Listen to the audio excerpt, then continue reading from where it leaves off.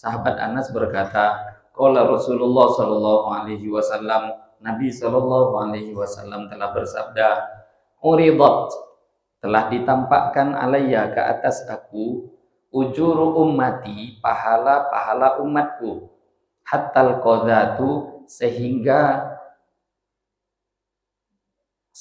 kotoran yukhrijuha yang mengeluarkan perkara kotor tadi, ar-rajulu, seseorang, minal masjidi, daripada masjid. Ditampakkan padaku pahala umatku sampai kotor, bukan kotoran, kotoran itu lebih parah, perkara-perkara kotor. Bahkan dalam sarah ini para ulama mengatakan yang kotor itu di masjid sampai debu sekalipun, nah sekecil debu itu aja. Kata Nabi, ditampakkan kepadaku semua pahala, sampai pahala membersihkan masjid pun ditampakkan, walaupun cuma sebesar debu. Apalagi yang lebih besar dari itu. Wa uridat, dan juga ditampakkan alayya ke atasku, dzunubu ummati, dosa-dosa umat. Tadi pahala dinampakkan, dosa juga dinampakkan. Falam aro dzamban, dan aku tak melihat dosa a'dhama, yang lebih besar, min suratin, daripada satu surat, minal qur'ani, daripada Al-Qur'an, au ayatin, atau satu ayat, utiyaha, yang Allah berikan satu surat atau satu ayat tadi, rajulun, pada satu orang, tsumma nasiyaha, tapi kemudian kok malah dia melupakannya. Takallama Tirmidzi fi, Imam Tirmidzi yang meriwayatkan hadis ini diantaranya, tapi beliau memberikan beberapa komentar tentang hadis ini. Tapi karena babnya di sini fadilah, atau sebaliknya babnya itu ancaman, hadis seperti ini dipakai. Ditampakkan padaku pahala-pahala besar umat ini, dan juga ditampakkan dosa-dosa besar dari umat ini. Yang besar dari pahala dinampakkan, yang besar dari dosa juga. Lah yang terbesar di antara pahalanya yaitu membersihkan apa-apa yang kotor dari masjid.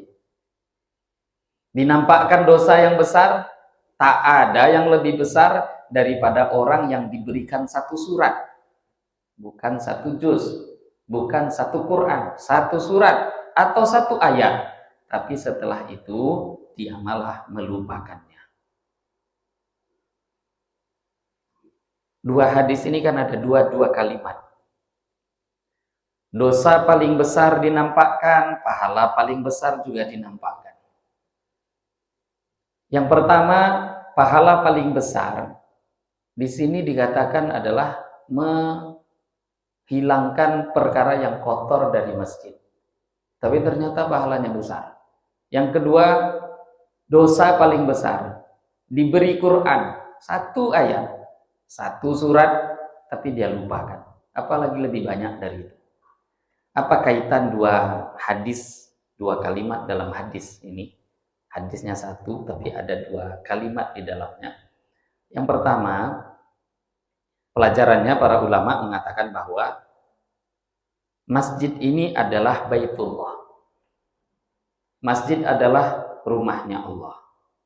Maka karena masjid ini dinisbatkan kepada Allah, sekecil apapun itu amal, maka tak ada yang kecil bagi Allah ketika hal itu ada kaitannya dengan Allah. Lah ketika orang-orang menganggap perkara itu remeh, sedangkan perkara ini agung karena ada kaitannya dengan Allah, Allah hargai mahal orang yang mau mengerjakannya. Hampir kita, bahkan umat Islam umumnya menganggap itu biasa. Debu satu, nampak sampah sedikit, petugas masjid kan ada, tukang bersihnya kan ada. Ya, yang masuk masjid makanya nanti paling depan soft awal, ya garing-garing lah yang masuk awal. Mereka lah paling banyak pahalanya di akhirat. Kan kita rela seperti itu. Di dunia rela, dan itu memang yang akan Allah berikan di akhirat. Padahal tidak, karena banyaknya orang-orang meremehkan, hakir. Mereka menganggap itu remeh, tapi Allah nampakkan pada Nabi, yang kalian anggap remeh, itu yang paling besar pahala. Besarnya mungkin bukan dikarenakan amal yang nampaknya, tidak, tapi karena kaitannya dengan Baitullah. Ada kaitannya dengan Allah. Ini rumah Allah. Yang kedua, Quran diberikan pada seseorang. Sedangkan Quran itu enggak sembarangan. Quran itu kalamullah. Masjid, Baitullah. Quran, kalamullah. Dan ada orang diberikan anugerah kalamullah, dia anggap juga biasa.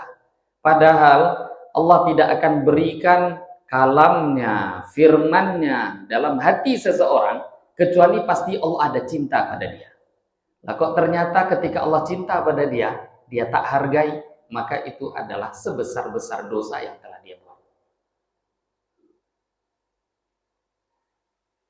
Apakah ada orang menganggap hadiah yang diberikan presiden berupa pena kecil itu murah? Nggak ada. Kalau bisa dapat pena satu itu, walaupun pena murah, kalau dibeli di fotokopi harganya 2.000.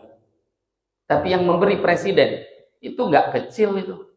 Kalau bisa, dia sampul, dia buatkan di kotak kaca. Selepas itu dia simpan, diletak di lemari, dipajang, dirawat. Kalau pena lebih mahal, saya mampu beli pena 500.000, itu dia pakai. Tapi pena harga 2.000 yang dikasih hadiah presiden, akan dia hargai, dia rawat, dia jaga. Kenapa? Bukan penanya yang berurusan di situ. Siapa yang memberi pena? Quran itu pemberian Allah. Quran itu kalamullah. Maka para ulama mengatakan itu di antara hikmah berkaitan. Masjid Baitullah, Quran kalamullah. Maka wajar pemberian itu anugerah besar, tapi dia tak hargai. Kenapa dia tak hargai? Memang dia tak merasa keagungan Allah ada dalam hatinya. Maka kita ahli Quran, terutama yang paling banyak hafalan, ini hadis yang seperti ini menjadi dorongan bagi kita harusnya untuk menjaga anugerah, memahami ini anugerah paling mahal. Bapak Ibu, kalau kita tak paham di dunia ini, Quran itu anugerah paling mahal, pasti paham nanti di akhirat. Cuma kalau pahamnya di akhirat, apa gunanya? Paham yang berguna itu di dunia. Kalau sudah di akhirat, mau tak mau kita lihat, kita akan tahu orang itu kalau sudah diberi anugerah Al-Quran, tak ada yang akan lebih mulia daripada mereka. Maka kita yang punya sedikit atau setengah, lebih banyak, paling banyak seluruh Quran, kita sendiri paham itu anugerah mahal, jaga. Dan orang-orang yang ada di sekitar kita ingatkan untuk menjaga anugerah mahal.